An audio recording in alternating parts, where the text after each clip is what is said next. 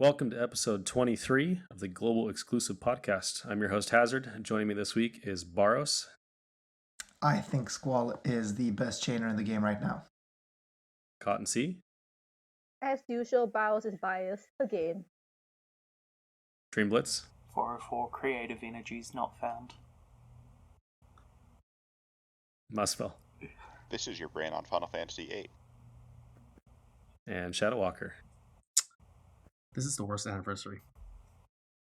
Really? The worst? Just getting started. Well, it's early, but it's already feeling like, you know, your wedding anniversary that you've forgotten about and you run out and get chocolates or something. That's kind of how Gumi's handling this as well. Yeah. Well, you know... Speaking from experience? No. I would be It really dead. does sound like he's speaking from experience, isn't Yeah, it? it does sound like you're very familiar with this issue.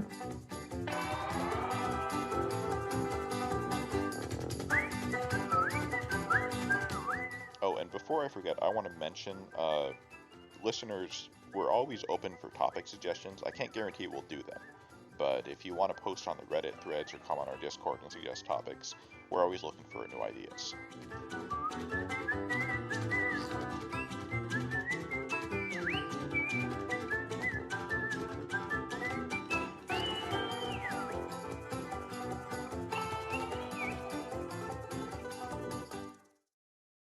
But we did get some nice gifts, like 5k Lapis wasn't bad. The thing that I think is the most boring, of course, is that we kind of have the reward spread out over 3 months.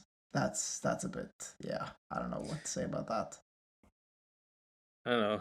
It's like I feel like they could just disguise it as regular stuff they would have given us anyway and just slap a anniversary tag on top of it and be done. Yeah, but I'm also thinking, like, for instance, so the one of the things that's spread out over 3 months is the 4th anniversary 10 tickets, right? The ones that we get for login days. Isn't that spread over 3 weeks? I'm not sure. 3 Yeah, I weeks? think they're all No. this month. Yeah, Really? they're all. Oh, yeah, yeah. that Okay. was 3 weeks. So we get Yeah, the I next. think we get more on Monday, right? Yeah, we It's get more all Monday. phase one Okay, anniversary. Then good. Then I actually have no complaints. This anniversary is great. Never mind. There's nothing No, wrong but with this anniversary. No, but the one thing they could improve is like actually giving us some guaranteed stuff. Like, because right now all the free stuff is like chance to get rainbows. Like, it's nice having 1 or 2 guaranteed rainbows that are free. Yeah, it's kind of as I said last week. What I really want is them to give everyone the same rewards. Or at least, you know, I don't know. It just seems like you shouldn't leave anything up to RNG. You don't have to, but that's just my take on it. Yeah, you mean like the 11 rainbow pool where Cotton shitters out amazing stuff, and everyone else gets like their 13th night deleter. Well, it's Right, nice to know and- I can still trigger barrels. That's one thing Well- that stays the same. You also heard that there's 100 Chocobo token coins or whatever that we're getting. Yes. And I'm like, Slots that aren't great. The next one month. event I said, please do not give us a slot machine game again. Please don't.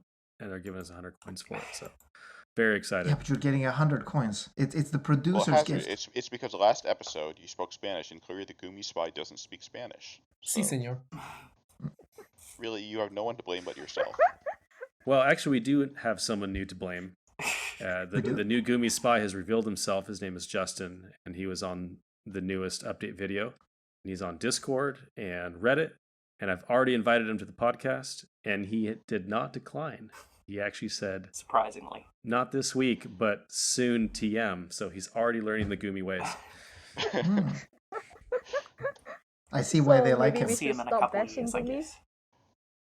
Yeah, you guys should all peer pressure him into joining the podcast. We'd really actually love to have him. We'll see him at the same time that we get hard mode Coliseum, or the PC version of FFBE. Oof. Don't be too The busy. PC version. For some reason, I thought you meant like the politically correct version. I'm like, wait a minute. I mean, I know the Jake Litt stuff is kind of awkward. Oh, and the nickel stuff with Volko. Okay, there's a lot of that stuff and actually. Fid and Silka. Yeah, and the Fina and the baby stuff, and yeah. Oh god, Holy no, crap. please don't talk about the baby. That's still a Duke's Wow. X baby, okay? Yeah, that's a why? can of Who worms. the hell that thinks that it's a good idea? So, Do we want to move on to a more boring topic and talk about the units this week? The units are actually from the best Final Fantasy Brave Exvius game available, which is War of the Visions. Okay, but people don't want to hear us talk about War of the Visions again, so let's talk about the units. Yeah, and I really don't agree because I think War of the Visions is a shitfest. So Okay, you guys do not detect my sarcasm for some reason, but we are going to talk about the units which are from the game. We're not going to talk about the game itself. We're just going to talk about how the units Right. perform Like here. that's actually going to happen, okay? When was the last time we actually stayed on topic? no, it is. I mean, obviously we're going to talk about the source material while we're discussing the units, but we always do that. Yep, like any other episode. So this week we've got Sterne Leonis, we've got Kitone, and Mont Leonis is a free unit. So those are on banner, as well as Gilgamesh makes a return. They're all limited. And then we also have a new trial this week. Minor side note, it's probably Kitone. It's not. Really? Shally said it. Yeah, Shally said it in the update video. She's like chastised people for saying Kitone. But she's literally a ninja, and they're not using Japanese pronunciation. The weebs are probably cringing right now. There is a dude like sitting and like pulling his hair saying like, hey, I know this has been pronounced in every anime I've ever watched and a couple of hentais. I know how this is pronounced. You guys are making him angry, so please stop. Gosh, guys, it's Guromu, obviously. Wait, are we talking about a hypothetical person or are you talking about yourself, Baros? Yes.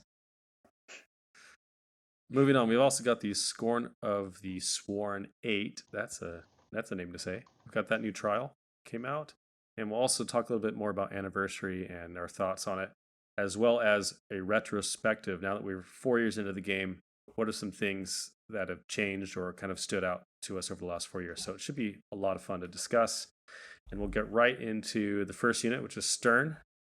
In War of the Visions, he's a dark unit. There's really a lot to say here. Sterne has, he has skills that deal physical damage, which is something that you don't see every day, like every week maybe, but not every day. Yeah. I feel it's not that common, right? Like it's at least once per 7 days.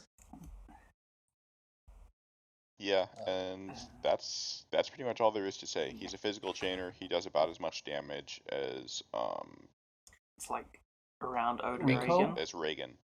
Yeah, so he is one of the best physical damage dealers right now, but he's not interesting. Yeah, there's like no utility in his kit.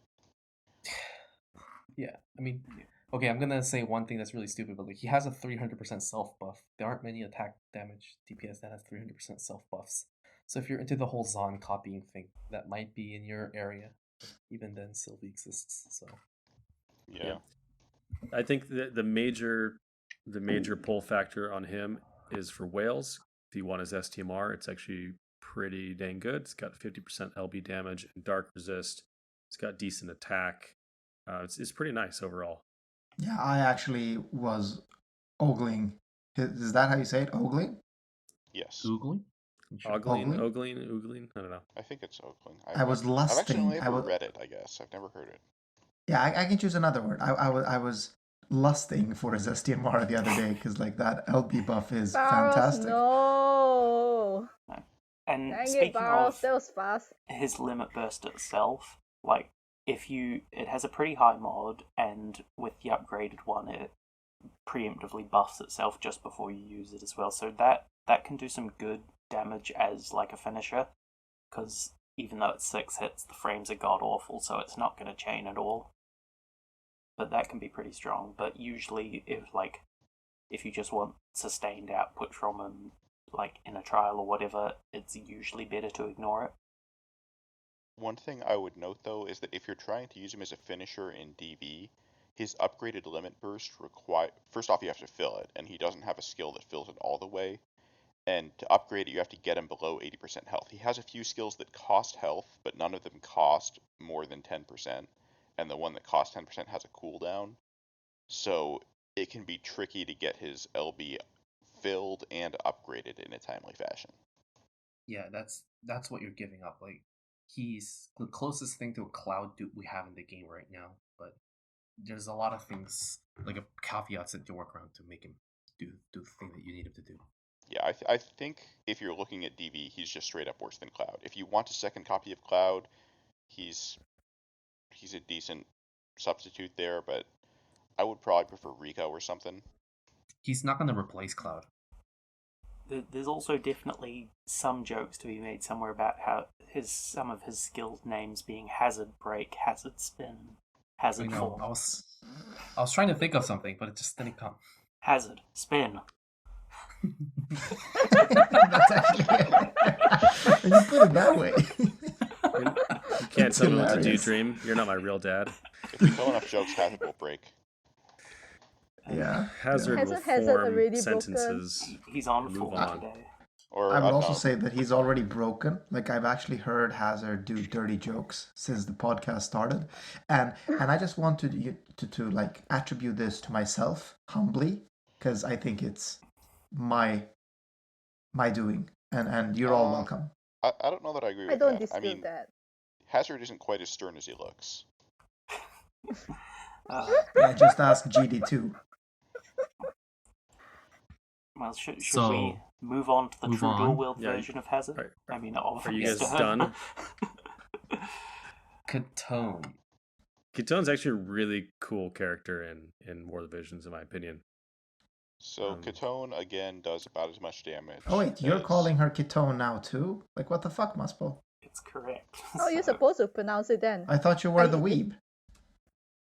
Anyways, What is it? Kitone is doing lots of damage. She does similar to Sterne, but she actually scales better than Sterne in terms of its STMRs, just because she's a TTW unit in that aspect. But her biggest niche, if anything, is that she has two chain families and they're both meta. She has AT and SR.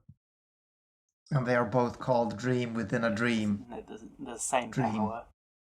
No, one of them has an extra plus. Yeah. It's an important there is. difference. It's funny that the plus version is not stronger than the plus version. Yeah, that's actually true. Also, this one has, similar to Sterne, who had Hazard skills, this one has Dream skills. This one has a Dream slash. Oh yeah, I didn't even notice that. This week's No, banner I is sponsored by the Global Exclusive Podcast. I think Hazard wants to talk something about the law. Nope, it's The over. lore. Can we not? But it's War of the Visions, so Nope, it's over. Move on. And the last unit is Mont. yeah. One thing.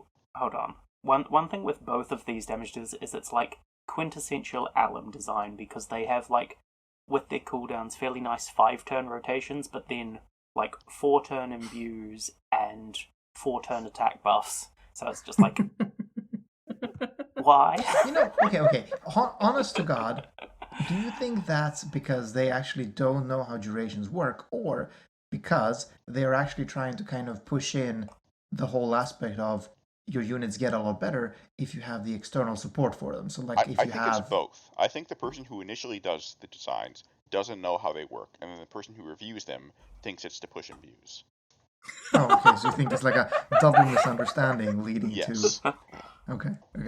I think that it is possible sounds for about alum right. to be incompetent in multiple mutually exclusive ways. I mean, I also see the fact that, hey, it's not Also, a bad remember, idea. we're trying to get the community manager on our podcast, so Holy crap, the Muspel train. Yeah, and also I wanted to actually say something positive about the game for once, because I actually do enjoy it. No, but I wouldn't say it's a bad idea if that was actually the goal. The goal was to promote external support for units, because I think that's a nice thing. I think it's nice that some units perform incredibly much better if you give them good external support, a Rolex wristwatch, a back rub happy ending, you know. You're talking about what, Sukiko's SDMR, Fire Whip, and what's the last one? No. Can we just let that meme Silver. die? Just let it die. And it's a good meme, and it's also true. But that meme is Oh my God. Fujimoto's vision for the game. I do find it really kind of disappointing that Kitone, who is a ninja, and her best skill in War of Visions is evading people, has 0 innate evade whatsoever. Yeah, I didn't get that Also- either. Kitone has no innate invasion, and she has a 20% evade TMR. 20%? Are She you has serious? reduced chance of being targeted. I think I don't know, maybe they want to move away from evasion sometimes. I don't know. Yeah, they've chosen now of all times to finally move away from evasion. Oh, her STMR is also kind of disappointing. I mean, it's 70% attack and 60% lightning resist, but only 25% true dual wield. I mean, if you use that in combination with something like, whatchamacallit, like Aloha Lastwell's TM, that's not that bad, but I agree it's not great for an STMR. So Hazard, it feels like a free unit STMR. Like, in that context, it would be great. As a limited STMR, no. That's why I mean, in this banner, the only reason you'd ever pull is for the 2 STMRs, Sterns or Gilgameshes. Pretty yeah. much. Or if you just like the character. Also, I just as want to usual. note that Hazard again triggered the person with the fedora calling this unit, I'm not going to pronounce her name, a ninja, because she's obviously a girl, right? What? What? And Oh, yes. What? Oh my god, you uncultured swine. I can't even do this. You do realize that kunoichi just means female ninja, right? They're still ninja. Yeah, no, it's like I don't accept your Western ways. I mean, I'm sorry. Well, If you read her descriptions, it will say that she is a shinobi. There we go. Okay. I mean, since you're on the bashing Kitone train, like, can we please talk about her STMR? Like, We why did. would We just this did. country- We just did. Did we Cotton, already? wake up! Listen, you have to forgive Cotton. She was farming Sino Alice while you guys were talking about something boring. Can we move on to the free unit, who's actually more interesting than the other two? Yes, I let's. I don't know that But Let's not move better. on I to never the, said like, better. most- Like, he's more interesting. And also in the source game, he's actually the only lovable character. So let's talk about him. Mont Leonis, he's a physical tank, and he's a free unit, and he's a decently competent physical tank, I guess. Decent. There's some weird things about him. Yeah, unfortunately, he doesn't follow the lightning formula, where he is a really, really strong tank. Yeah. I mean, again, he is decent, but he's not lightning levels of magic tank, so to speak. Yeah, I feel like at a certain point, Alem wanted to try something No, with a not even DPS close. physical tank, and this is what they were trying to go for, and it didn't work out. I mean, they've tried it the before. fact that And it he's didn't a- work then At either. all. Yeah.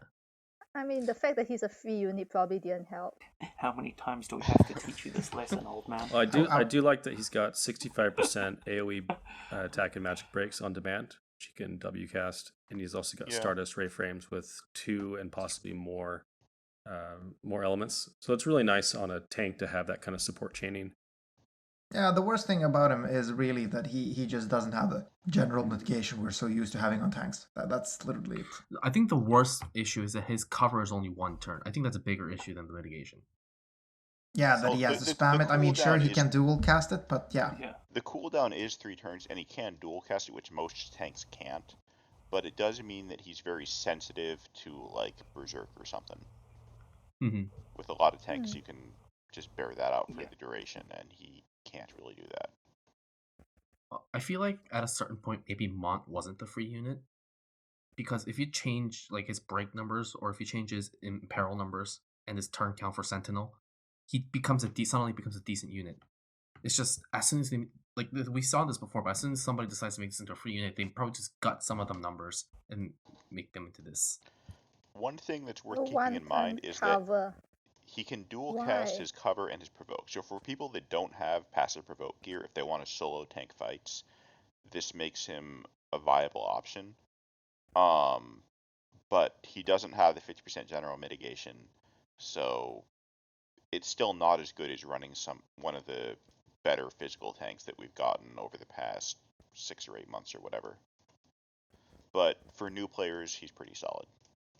There also might be some niche uses with his beast and human self-killer buffs that you could possibly spread, but They're so low, though. if you're Hard to competing in justify. Dark Visions, you should have somebody better than Mont. Right. I know. I mean, said yeah. very niche. Like Yeah. it could be useful to somebody, but Yeah, it's probably not possible. to most veterans. His Yeah. TMR is interesting because it is a 40% conditional attack, but also has some defensive stats to it. And even his STR is a little weird. Like, it's not bad at all, but it also doesn't hit like anywhere near the park. His TM is actually one of the better items in terms of giving bulk and attack. Because normally you're stuck with like, normally you get stuff like Beowulf's TM, which is 40% attack, 20% HP. This one gives 40% attack, 20% HP, and 40% defense. The only things I can think of that are maybe, it is conditional, but using a sword isn't that big a deal if you're true dual wield usually. The only things I can think of that are better than that in terms of attack and bulk are Roberta's STMR and I guess Jack's TM, which is also conditional. Sephiroth's STMR, I think, is bulk. That doesn't give HP though. Is it not? No, Yeah, it's just and I'm defense a and bit SPR. averse to just giving a single defensive stat too, because defense is not going to help you against magic trials, obviously. So I do value HP as a bulk stat on attack materia a bit more. Yeah, I mean it's not incredible by any means, but in general, materia are not a great place to get bulk for your damage dealers. You want to do that via item world stats. It's definitely a good item if you're running, like, one of the things that happens with CV is that your inventory, like, your items start running thin, but this is one of those things that you can rely on pretty well when it starts going thin for your next DPS. I mean, his STMR is also it's a bit more interesting than you give it credit for. Like, it gives anyone who equips an ability to buff to AoE fill the limit gauge by 5, so it can be useful, I guess, in niche scenarios. Yeah, I could see myself maybe using it once in a while in DV if I'm doing something weird. I think tanks would like it in general trials too, just because tanks sometimes have off turns where you're just not doing anything. Yeah, So, the problem is I don't like how little bulk it gives. Yeah, that's another thing. It's pretty low. Exactly. Like, this is really the niche item you're using to kind of fill up Madam's LB reliably or something. The attack also sucks. Yeah, and you can't really put it on a dodge unit because dodge units care so much about accessories. So yeah. That's it about this banner. This really is a slow week, isn't it? So we want to move on to the trial? Yeah, the Veritas All right. trial. I want to lead off with a question. Do you guys think that it was intentional that they released this trial on the same week that they reran the Duck Veritas? What? I'm gonna go with No. no. Because Veritas of the No, Frost that is is in the such a- trial, and he's also on this banner. Veritas of the Duck. Veritas the Frost. Wait, so I know we're joking about that, but that has that been confirmed? That Gilgamesh is Veritas of the Frost? Yes, it's Yes. been confirmed. Wait, what the fuck? But no, he is not Veritas of the Frost, okay? He is Veritas of the Duck. I like the name better. Yeah, okay, but like that has actually been confirmed. So he did some Yeah, weird it was in his time travel. original He is a short time story. traveler. Yeah. Oh, okay. Time Huh. travel always makes stories better, Barrows. You should know this. There's no such thing as a story that involves time travel that ever falls. Okay. You know. Let's go on this tangent. I want to go down this road. No, we're not. No, we are. Okay. So here's the thing. You're so right, Muspel, because there are some amazing stories that incorporate time travel when done right.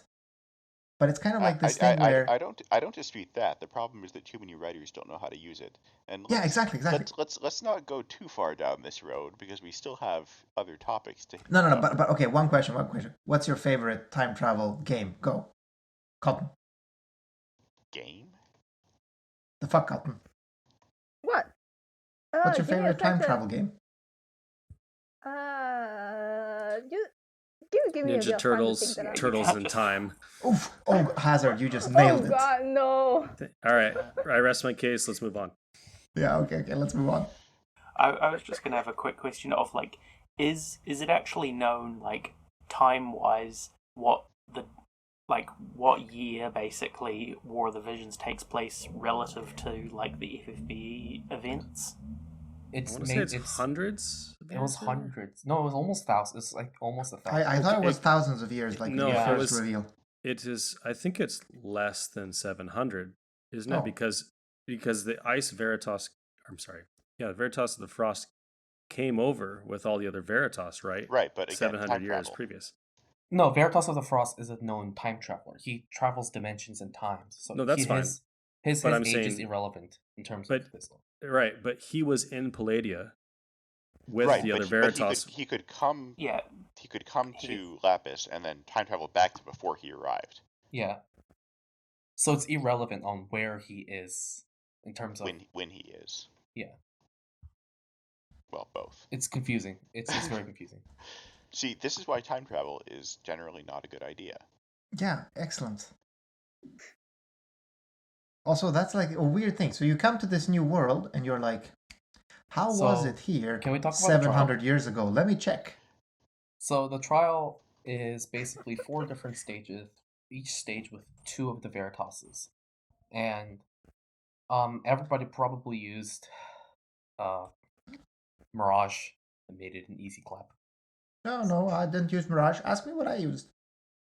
No, I don't think we want to, Barros. That is a very loaded question. Nobody asked What- Barros what he used. he just one-shot all the waves with a quote-unquote budget clear, which is definitely It not wasn't magic budget. clear, okay? Fuck you, Drew. Yeah, you used a whaled out pair of the latest CG damage dealer. Budget.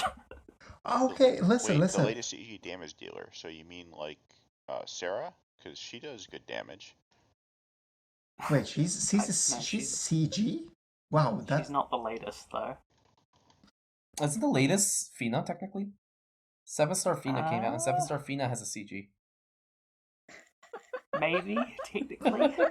yeah. Let's say I use 7-star Fina to one-shot every wave. And like it's a really generic it feels like a generic trial. Like there isn't like you take a magic tank, you can take a provoke tank, you have chainers, and it's break resistant, so you don't take a breaker. I guess that's new.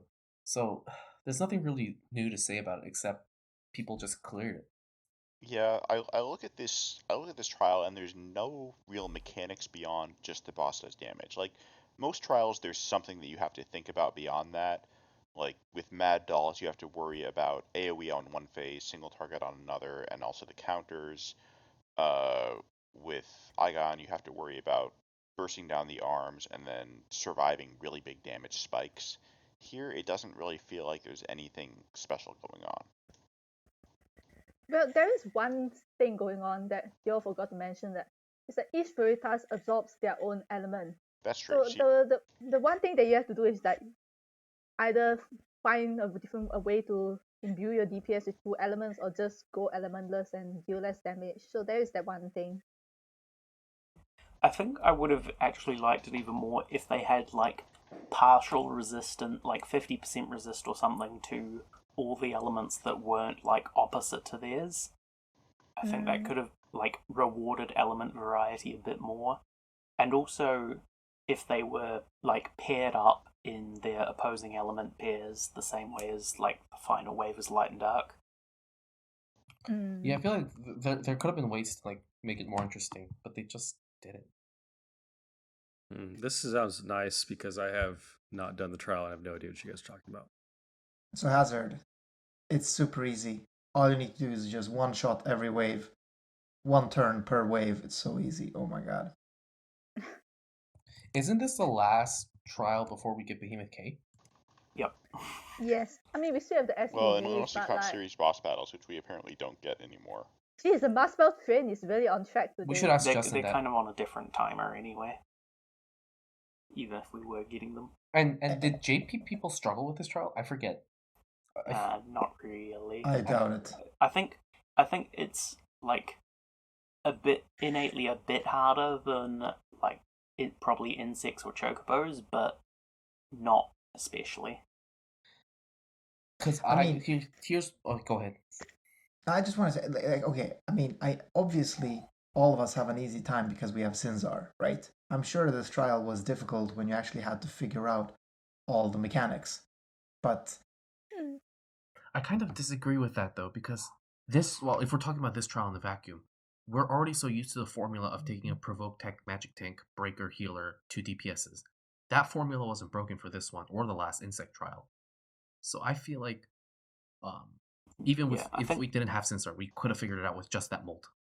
Yeah, I think the main thing would probably just be knowing how much resistance to like that your magic tanks want with the imperils and stuff, and then knowing there's ailments, so buff ailment resistance. Or So you're saying I could basically walk in with my usual team and just face roll it? Like, Yes, you yes. don't really need Cinza for that. Like you could just look at the AI once it comes out. So But that's cheating. Yeah, the main thing is having that AI, I guess. That's cheating. But you mean using Cinza isn't cheating? I think using Cinza is more of cheating than the AI. Cinza is Game Shark So in listen, person form. while we're talking about using Cinzar, Shadow, I need you to zip the fuck up.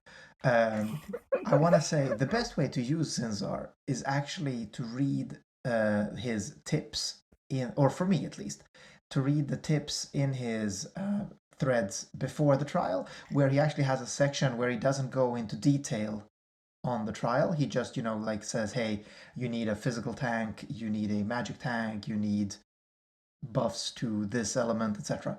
And that's like at least gives you then some surprises during the fight, while you get to discover something on your own. Yeah, that's generally like the amount of knowledge I go in with these days. And like for example, on Fight 4 with Light and Dark Veritas, after turn 2, when I started damaging them both down, my Cecil took a ton of non-elemental AoE magic and actually died because I didn't have general mitigation up yet, I think. I just had like 50% magic. And so then, and I didn't have re-raise on him either, so I killed Light Veritas after that turn, but then I had a bit of a nervous turn where I was surviving Dark Veritas with no magic cover up on that last turn. But luckily he did not kill me, and then I killed him. You've committed the cardinal sin of letting Cecil die, though. Yeah, I How didn't is even that think it even was possible? It's unfortunate. Yeah. I feel like you guys do a lot more preparation than I do. I literally just take the same team every trial, and sometimes it just works out like 99% of the time. The only time I do too. Like I can only think of one time it didn't work, and that was probably because I was missing a death resist on my tank. The only time I've changed teams really in the last 6 months was for Insect Trial. I just swapped my magic tank with a physical tank, and that was it. And here you can see the difference in dark vision scores, where Hazard and Shadow is right at the bottom. I don't know. I also enjoy just like using different units. Like I enjoy pulling in another tank. Like, hey, can this unit do instead? I don't know. Just like doesn't matter if my tank. I mean, I guess like it matters if the tank dies, but as long as that doesn't happen or the buffer, I can use a different buffer, etc. So I'm not that against using different units. Also, your support units are usually very easy to gear. I don't think it's that I'm against using different units. It's just that I don't want to re-equip and re-gear everybody. Yep. Like Bingo. there is a mold that works, and I keep using we know that this mold. is Hazard's fetish. Well, because you do that for a trial, and then you're doing content the next day or whatever, and you're like, oh crap, all my gear is jacked up. It's not the same as it was. Now I gotta look and see if I even loaded this in the right thing. If I didn't, then I just have to do it all over again. It's not worth the hassle of using the new unit to do that. Yeah. And that's why Mercenary Ramza is the best tank in the game. Exactly. That's why I used him for 2 years straight and never used any other tank, because he was so plug and play. It was easy. I actually had a lot of preparation. And because it's Final Fantasy Tactics. One of the things that I think that would help alleviate this sort of, I guess, fatigue is to incentivize people from using different units, which is like what the Chamber of Vengeful is trying to do. But the Chamber of Vengeful is inherently lower difficulty so that most people could do it. I feel like it would be really interesting to see like a Tel'Thuzan's case where it's like a really hard trial, but it also incentivizes you to like try with different types of units. That way, the effort is worth it. Otherwise, it really isn't. Have you ever heard of the Chamber of Arms? Jeez, that is old. That would be fun if they did something like that. I agree. Like I would like if they gave us more reason to. Well, although I don't really need that reason, I still actually do try to rotate in units, but it would be nice maybe if they forced me to do it even more. Mm-hmm. And I think that's the difference in inherent game design versus like extrinsic motivation that you might have as a player. Yeah, So, yeah. You know what they shouldn't do is make arbitrary technical perfection nonsense and call it Dark Visions.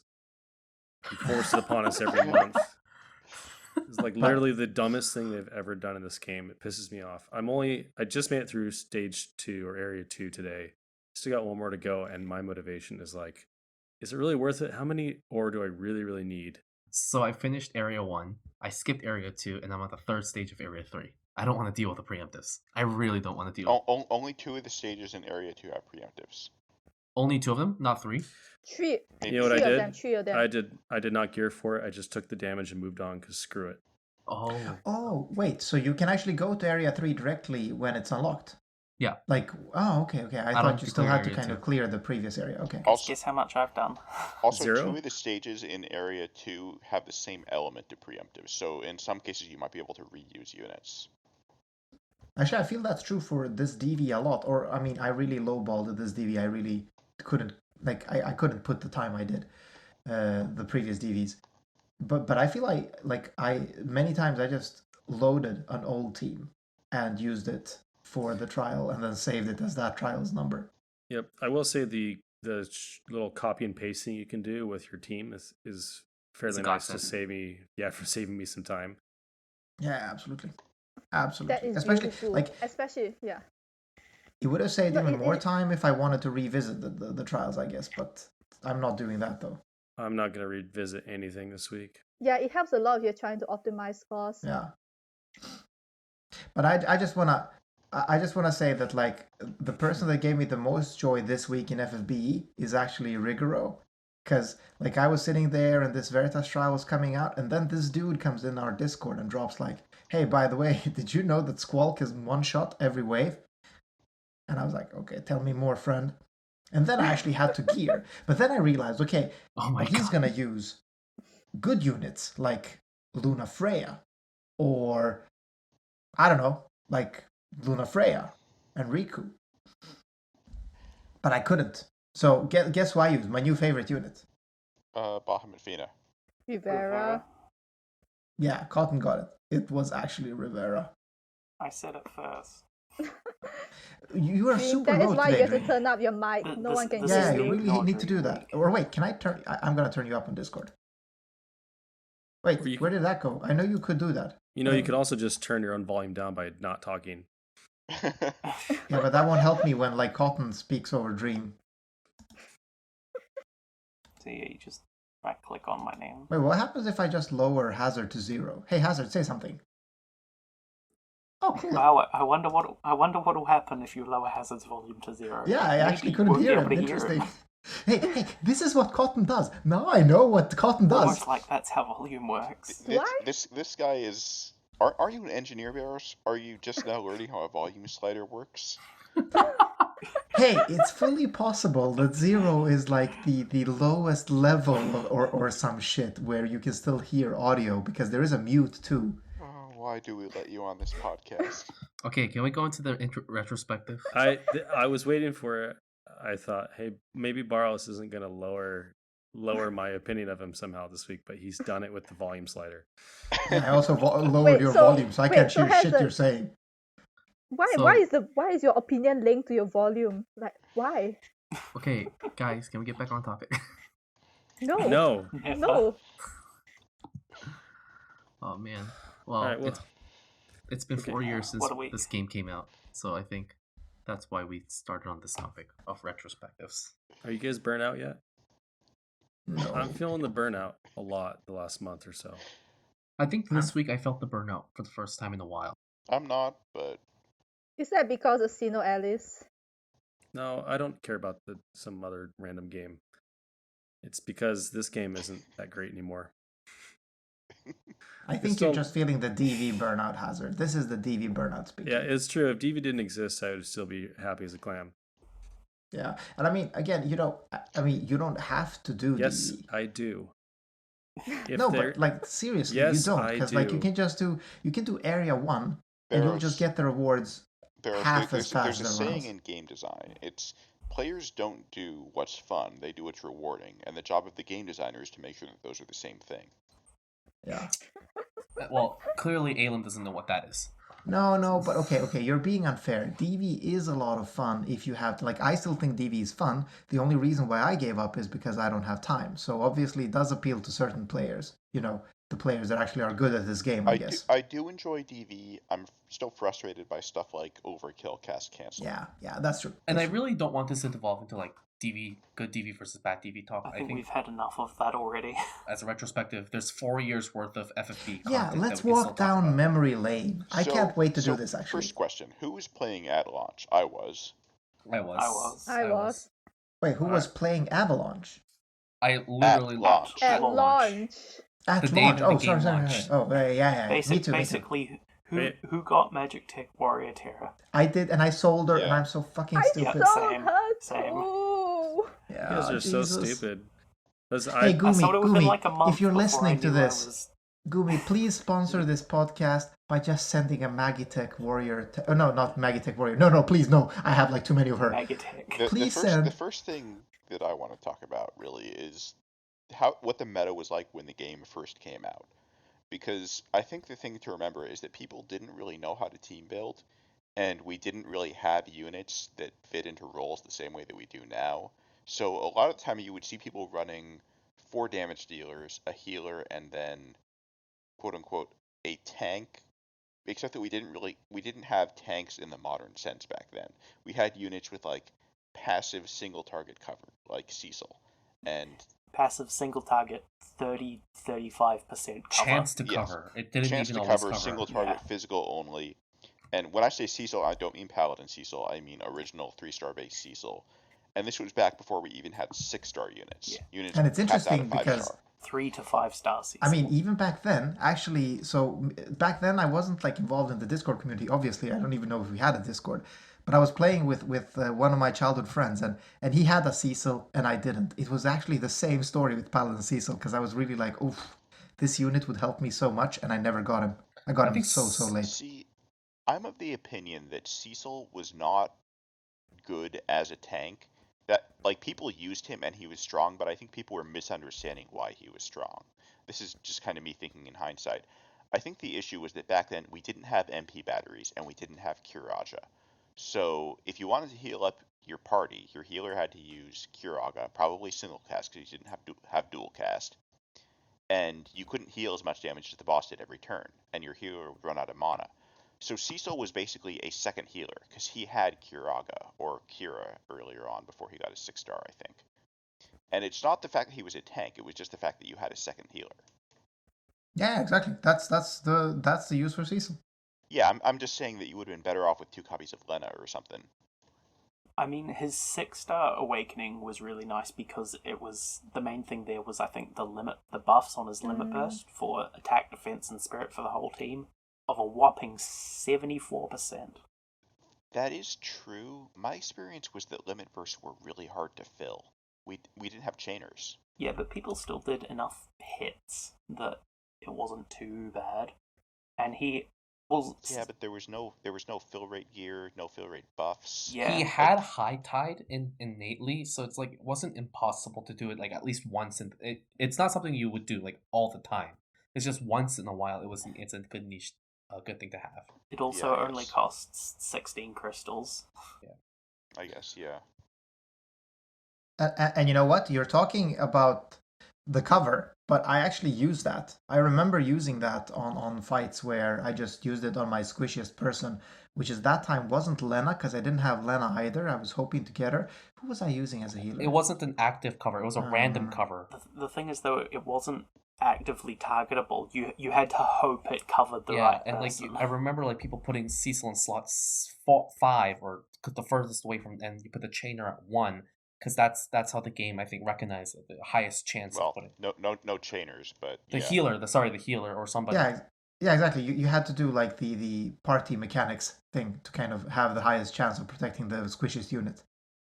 No, but like the thing is like back then there wasn't really much of a need for AoE cover anyway. So if I'm not mistaken, like what we used to do was like run a provoke tank and then have Cecil passive power that provoke tank or something like that. We didn't have any provoke tank until Snow. Yeah, and exactly. The reason why you At this used point. Snow and Cecil is because Snow couldn't take the damage.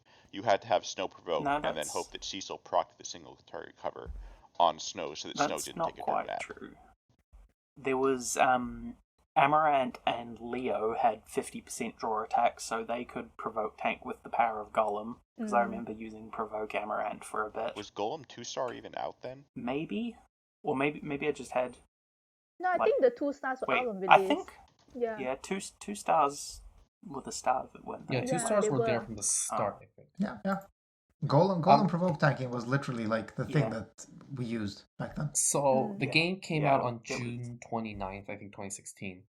And I found the reroll tier list from July. I remember that. So, So the top tier was what, like Van and Vaughn? Bartz? There was Bartz, Vaughn, Roselia. Zidane. I remember Roselia being supposedly good, and like I settled for Roselia because it was mentioned, but like Vaughn's full break was so much more warping than anything else, and that sort of, I feel like not enough emphasis was put on or like known at the start of the game with those Yeah. rerolls. Mhm. I think Because I didn't get a full breaker for ages, and it was really painful after a while.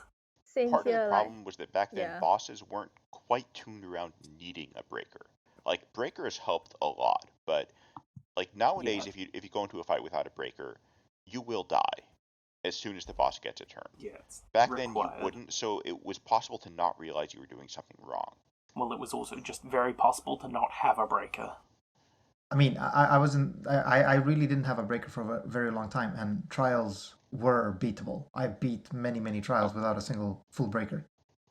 Another thing I want to mention, we said earlier that there weren't chainers back then, so let's talk about the barrage meta, Oh boy. because that was how we dealt damage. Well, we still had the lightning meta. Okay, So before we move on, like who remembers using Cloud of Duty, stack full of Man Killer with dual wheel, barraging? Yeah. Yeah, I did that. So let's talk about the barrage meta, because that was That's how so we dealt fun. damage. Before Arena and So let's talk about the barrage. Hey, That Muscle, was how about dealt we talk damage. about the barrage meta? No, before Oh, the barrage. okay, then I we have get the it. Bioblaster and what? Then we have the paralysis and Bioblaster wait, meta. say it before once that. more, Muspel.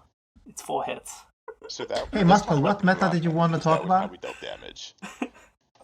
Okay, now it's 4 times, so that's perfect, because that's exactly what lightning Wait. did. No, Lightning would do it more. Wait, 4 with times? I dual thought it's wheels. 8. No, I thought barrage is 8 times. Like he needs to do another 4 more times. What are you, some kind of whale who has dual wield for pulling So 20 for those that Zidans? didn't play back then, barrage is a skill that does the basic attack animation 4 times, 8 times if you have dual wield, and this was like all the strongest damage dealers in the game used some variant of this skill. Some of them had a skill that would hit 3 times, some that hit 5. The point is, you would sit there for a very long time watching a unit do a basic attack animation over and over again, and it was very boring and very annoying. Yes. And I remember the original top damage dealer was 5-star Chizuru with Barrage, who could reach, unless you were some kind of whale with Trust Masteries, 316 attack, and it was glorious. Yeah. Oh yeah. If you saw Chizuru with like attack in the upper 200s, you would send friend requests and probably get denied because you weren't Yeah. geared enough to You be were their you friend. just weren't cool enough. I remember that. Yeah. Chizuru was actually, unironically, probably one of the longest surviving units in the game, because she also became like a proper chainer after Yeah. her enhancements, too. Kind of. So I think I wouldn't say she was like the prototype of a chainer. She was one of our first chainers, I guess. But it was like 5 hits. And wait, did she have that at 5-star already? She didn't, right? No, No, it was yeah, on. exactly. It was No, a she got it at 6-star. 6. no, Yeah, she got 'cause we- enhanced. because No, No, we- it was a 6-star. 6-star. Yeah. 6-star. Yeah, and I was Oh, using 6-star. budget Chizuru because I actually had I had to use Cloud of Darkness because I never got Chizuru in time for her actual being useful. Another thing I want to talk about, again, I mentioned this a bit earlier, but we didn't have MP batteries. And what this meant was that every single fight was basically on a clock, because your units usually didn't have MP regeneration. There were a few that did, but they were mostly 5-star bases, and you probably didn't have any. And you had to kill the boss before your healers ran out of MP. Yeah. Or before you ran out of elixirs, or whatever. Yeah, this was a real problem. Like, that's why people, like, later on, units like Elias became very useful, because he could spread the MP elixirs across the whole party. I still remember how cool it was that Yeah. like the 5-stars actually had innate MP regen. because that was like a huge thing for me. Like when Lightning came out and I got her, I was like, oh wow, now I have a damage dealer that won't stop doing damage after a while in a trial. She'll always be able to do one skill. I remember that. And just to give an idea of how badly people understood the game back then, when White Knight Noel came out, there are all these threads from that time on Reddit that are hilarious in hindsight, because they're talking about how White Knight Noel probably isn't as good as Cecil, because Noel can provoke, but Cecil can protect any party member with his cover, and that includes protecting people from AoE attacks. Because, protecting one person from AoE is better than soaking up all of the single target damage. We didn't know what provoke tanks were, and people who didn't have Noel didn't realize that he could actually survive provoking everything, because we were used to Snow, and if he tried to do that, he died. The thing with Cecil, though, because I remember, I used Cecil a lot in those really early days. And now I remember, I used to run a provoke Yeah, Cecil. I would use Cecil with Golem's provoke, so you had 70% single targets going to him, and then he could cover some of the remaining ones, and get cover mitigation for them to survive a bit better. And even then, he might die, but it would keep that damage off the rest of your team. Yeah, and the thing is, you have this unit that soaked up all the single target damage and then could heal your team on your turn. So that was why he was so amazing.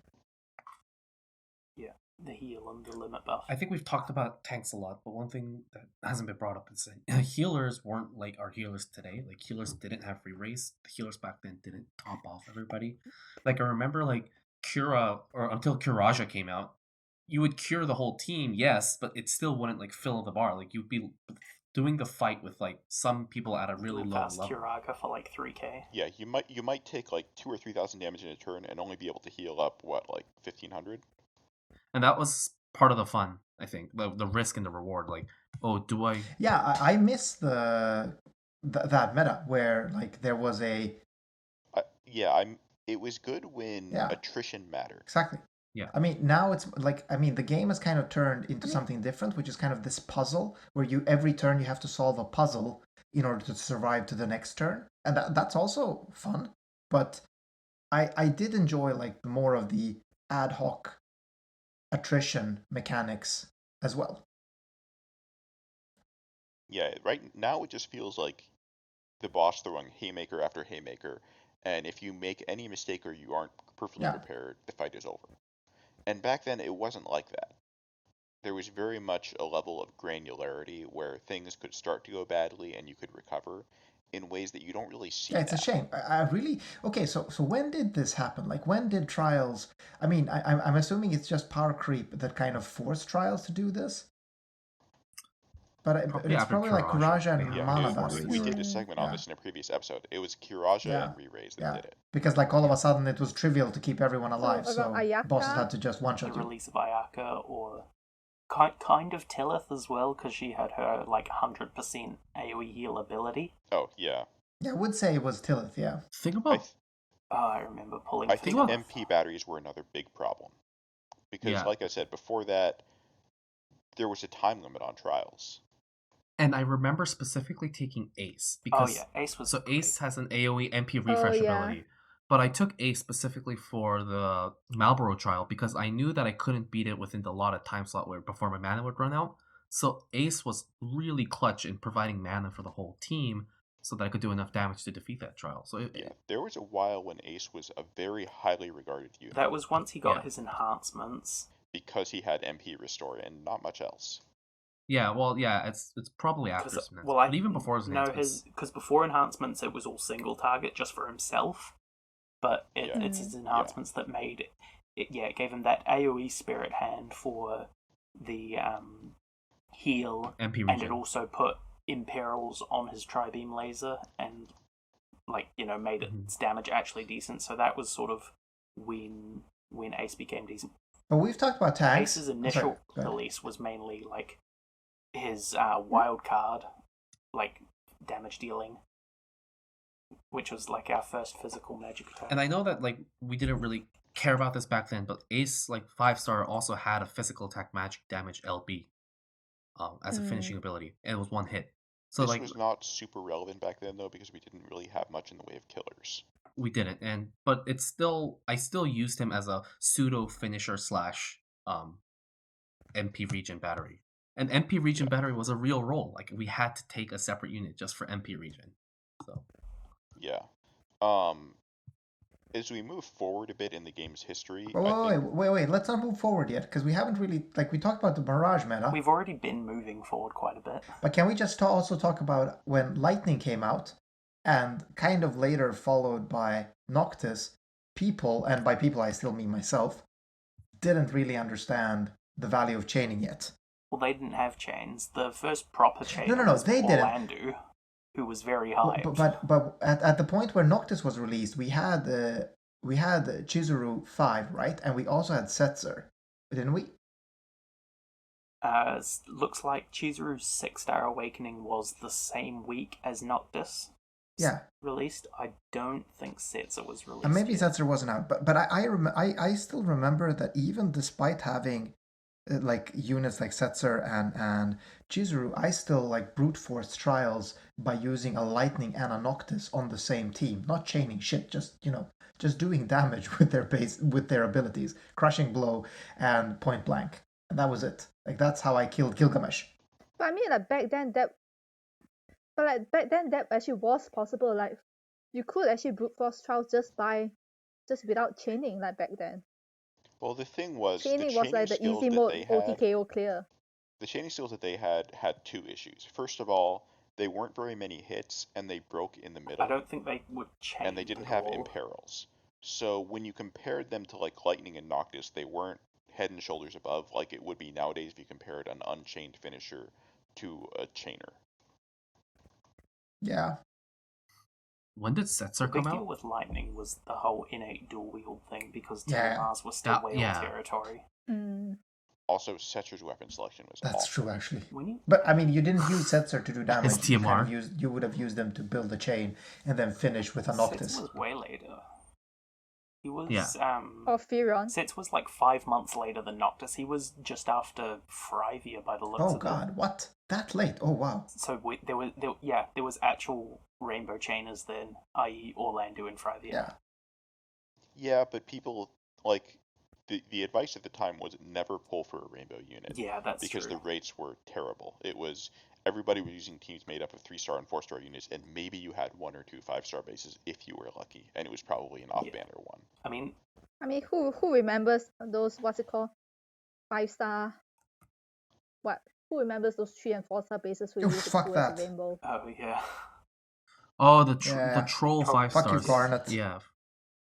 But so what happened? Like for people that don't know, before Gumi changed it, there were times when you would get a rainbow crystal, but it wasn't actually a base 5-star unit. Like you would get a rainbow crystal, and you get Yeah, because a Refia or something. what you got as was a 5-star unit base. that was 5 stars, but it could be a unit of lower rarity. Like it could be a 3-star unit that was awakened to 5-star. It's like how during the tutorial you get 5-star Ash. She's a 4-star base, but you pull her as a 5-star. It was just like that, except that it could happen at any time. And in the same way, golds could be 3-star bases as well. And, that's because at launch there were no 5-star bases, or even 4-star bases, but those were added within like a week or two. Lightning was added like 4 or 5 months after, and that's when they started adding 5 stars every single banner since then. Yeah, they were like the featured And unit. So many of the early 5-star bases, like even when they came out, they were bad. And remember Demon Rain and Dracula Laswell at launch? Not even them. I'm thinking of like Ramza and Delita. I'm sorry, Hazard, but when they first came out pre-enhancements, they were real bad. Lightning was good. They were. Elsa was surprisingly Lightning solid. was good-ish, I'm gonna say. Lightning was good because she was literally the strongest dual wield. unit in that meta. She got power crept so fast by the other 5-star bases. Yeah, like not even 5-star bases. Like technically, many even Chizuru when she got her 6-star did more damage than Lightning. So yeah, Luneth was basically just a carbon copy of Lightning in terms of capabilities. Yeah. I think Elsa was surprisingly strong on. Elsa was really strong, but Barrage meta, hey. I think the next unit that really pushed the meta that we haven't talked about yet, though, was Ling. Oh, yeah. I remember Ling. So many people telling you not to pull for Ling because 6-star Cloud Warrior Light was coming to come out. Yeah, you can skip Ling because Warrior of Light is probably like a month away, and he has a lot of what she does, right? And then Warrior of Light got delayed by like 5 months, I think, something like that. It was a long time. Wait, who again? Ling.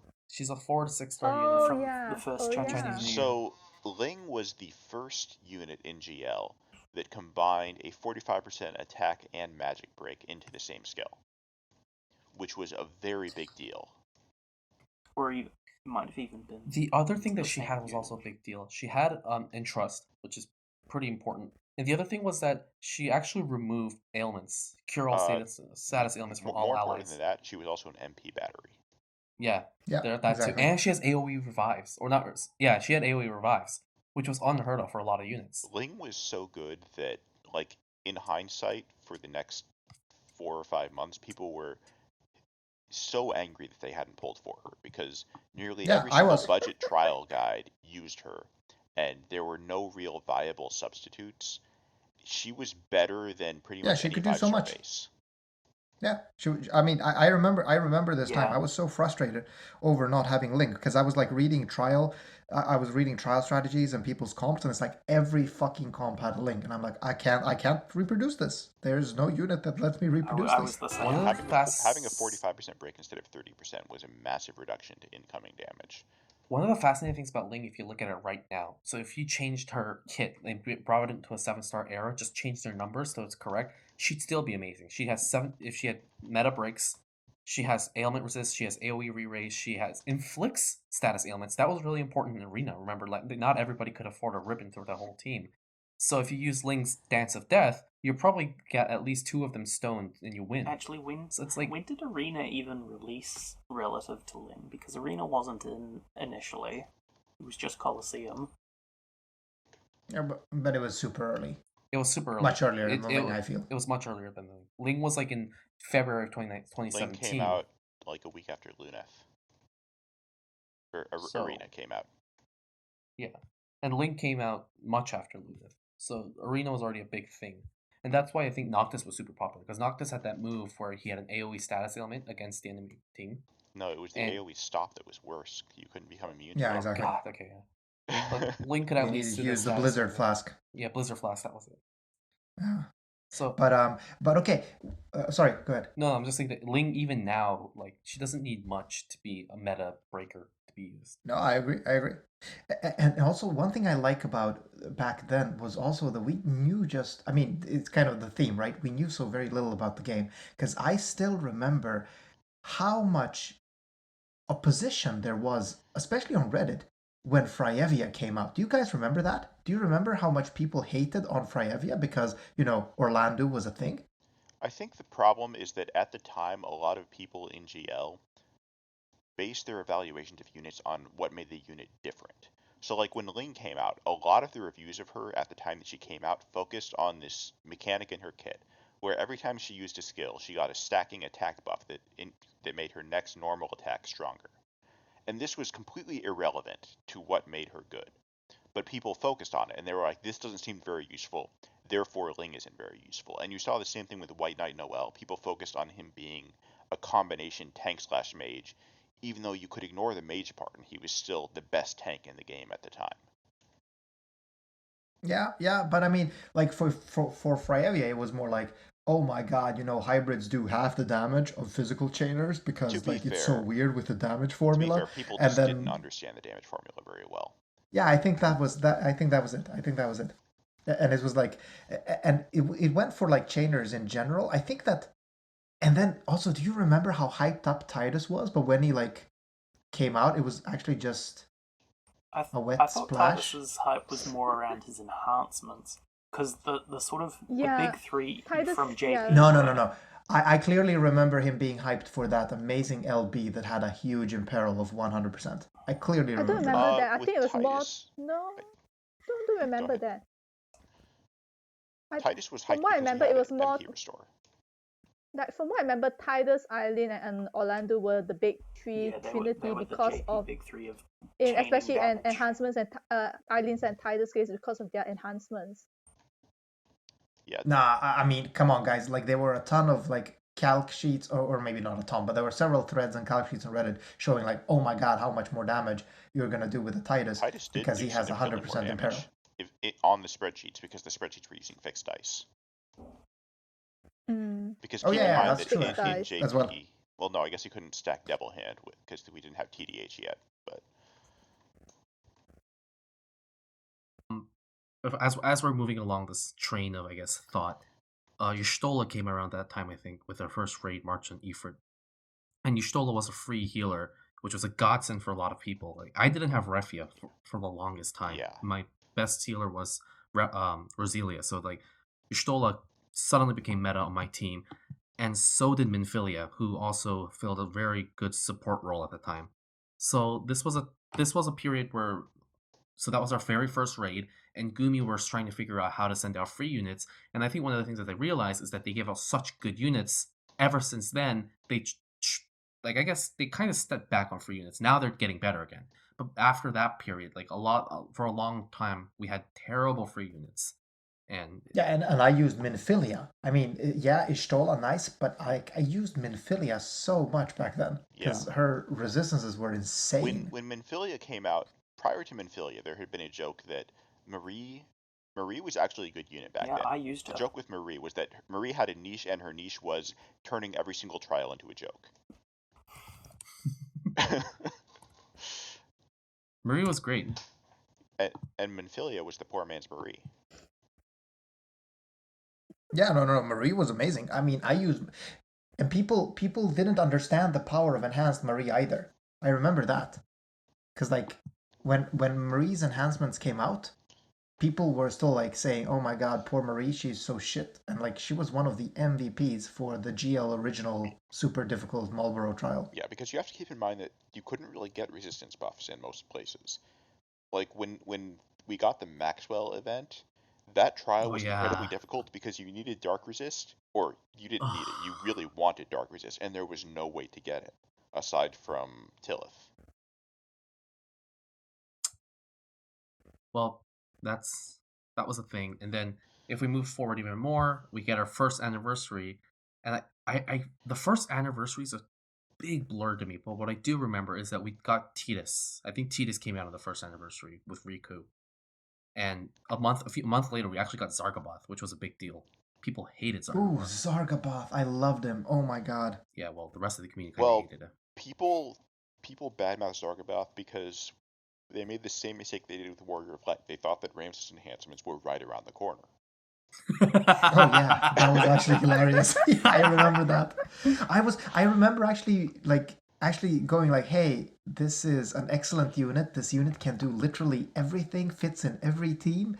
And people were like, yeah, but like soon Ramza's gonna be healing and MP restoring and buffing your whole team. Yeah, I actually felt for the that. Ramza was like one of the biggest memes. Like, Ramza, when? But you know what? I still think that was one of the best decisions they made, though, because Ramza was really, really powerful if he had come out at the point he was supposed to be come out. Varos.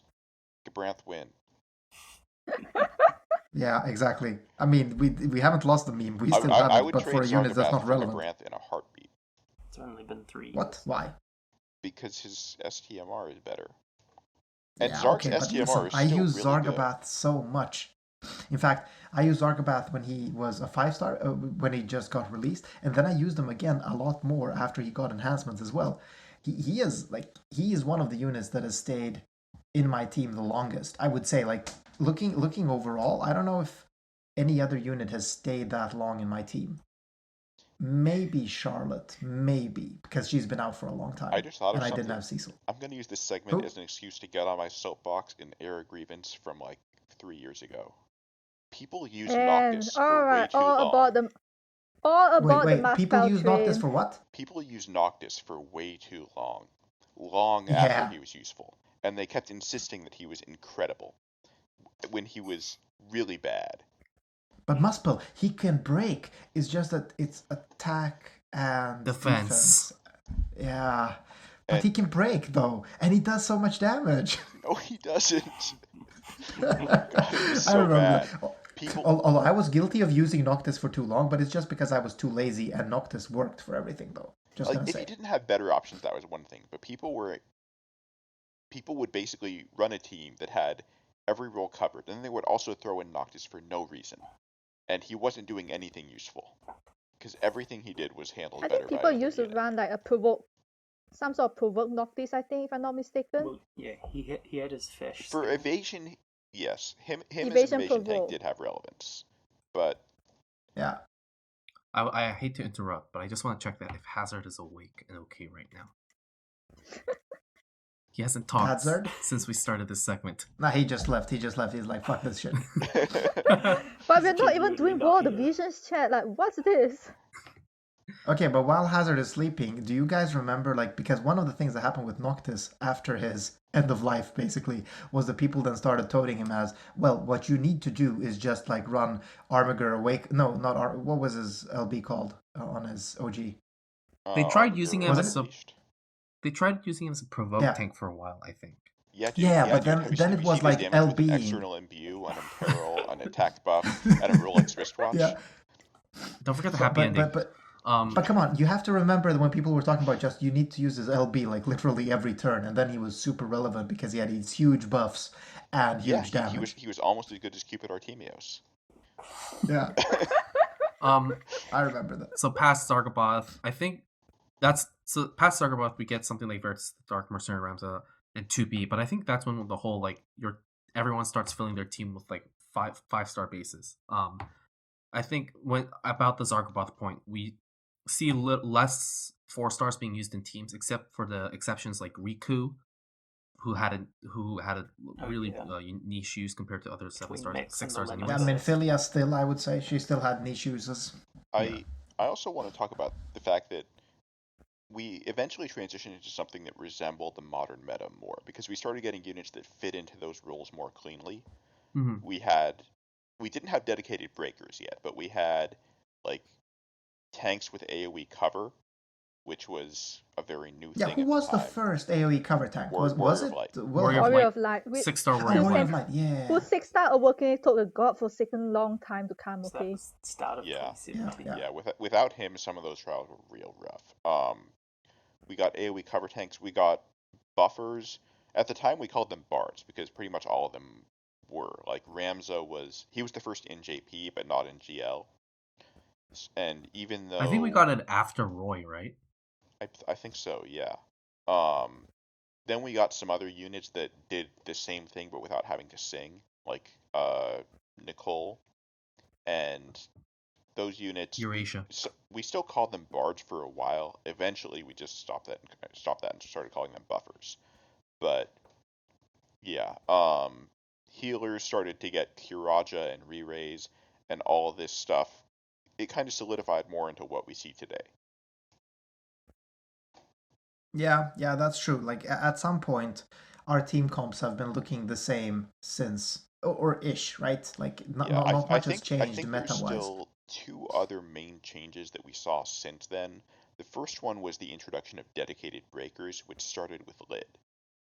Or rather, dedicated breakers that were massively better than non-dedicated breakers. Yeah, exactly. I would say like we had dedicated breakers a while before Lid, but she was definitely like a huge spike. Yeah, like people used Ling as a dedicated breaker, but her breaks weren't that much better than other units. And then the other change was magic cover tanks with Mistea. Oh yeah. I remember Mistea's release. That's actually true. Yes. Yeah. Having a magic cover tank really trivialized some of the older fights, like the first Symbol Arms Child. What's the person called again? Elnef? And especially the Marlboro trial. One of the things that happened in like I think 2018 is like we started getting dedicated roles and we started to figure out like what the quote unquote meta thing should be. But at the same time, that's when like I think Aelim, maybe less of Gumi, but Aelim started flailing around with weird units like Nyx and like Duke and Gladiolus. Like Lauren, it seems like there was a time where they were experimenting so many different things and trying to see what sticks to the wall. And yeah, we got what we got right now. I mean, Lauren was literally a TMR back then, though. Like she was the EX reward in JP, so she was like really, hey, you got this awesome swordsman, haha, kind of. It was that thing. So I don't know if her design was weird in that sense. But I when think did, Lauren when back did then was you don't literally take a TMR bot because her TMR is a better version of dual wheel, and yeah, dual wheel was exactly. pretty much required like back then. But do you guys remember when? Because one meta I specifically remember came and ended not so long ago, to be honest, was the kind of your party doesn't take damage meta, because it was like after a while, all of a sudden, like the only people that took damage in your party were the cover tank or the one of your tanks, right? That was like the only people that Yeah, took damage. bosses would use magical AoE or physical AoE, but not both, and they wouldn't use fixed attacks, and nothing Yeah. pierced cover, so your tank took damage and your party was safe. And it took a while for Alem and or Gumi to compensate for that, and for a long time people just acted like bulk on your other units didn't matter. And to be fair, it didn't. But they were acting like it would never matter, which was definitely not true. Yeah. I mean that changed eventually, but I still remember that time where like units could literally be naked, and it wouldn't matter because no one else in your team took damage. So I know as much as fun as this may be, we are, I think, way over our originals allotted time. Yeah, true. Yeah. I could be talking about memory lane all day. I but think we yeah. can do a We could part probably- 2.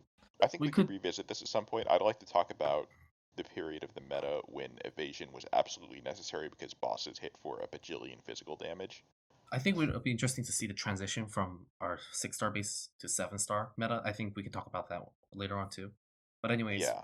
I feel like today we've already beat the cow quite well. So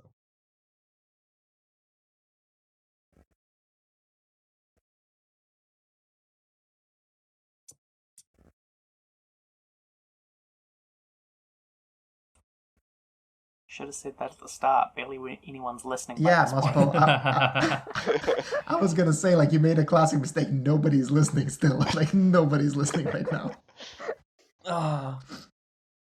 I'm gonna edit your message into the beginning. No, I'm not. All right. Okay, so we do need Hazard to come back and kind of do an outro. Hazard, you there? Otherwise, we're just gonna be stuck here forever. We're Oh, just gonna be no. here talking about hobbit penises. Oh We god, could just barrels don't start. edit Hazard, in, hurry up and put us out of our misery. edit Come in back, an outro Hazard. from a previous I episode. can try a Hazard impression. do it. Oh, honestly, must Wait, go Hazard impression. shit. I don't know that I can do this. Or like a text-to-speech one. Can you speak Spanish? Can you do just an outro in I Spanish? can't speak Spanish. No. Oh, damn it. Like, okay, does anyone else speak any other language? I speak- Hey, Cotton, can you do an outro in Malay? Hey, there we My go. Malay, it is very rusty, okay? I doubt I can do a coherent one. Yeah, Oh, but let me- nobody let me will do an be out- able to call you on it. Let me do an outro in Korean for all of our Korean listeners. Do it. The one of them. Okay. Both of No, them. go ahead. No, seriously. Go do an outro Okay. in Korean. That would be great. 여태까지 글로벌 익스큐스 팟캐스트를 들어주셔서 감사합니다. 다음 주에도 꼭 다시 오시고요. 우리 청취자분들 다음 주에 또 만나요. 바이바이. Exquisite. Oh, wow. I thought I was aroused after Hazard's thing. Wait, so what exactly do you say in English? Hit him right. I said thank you for listening and hope to see you guys next week.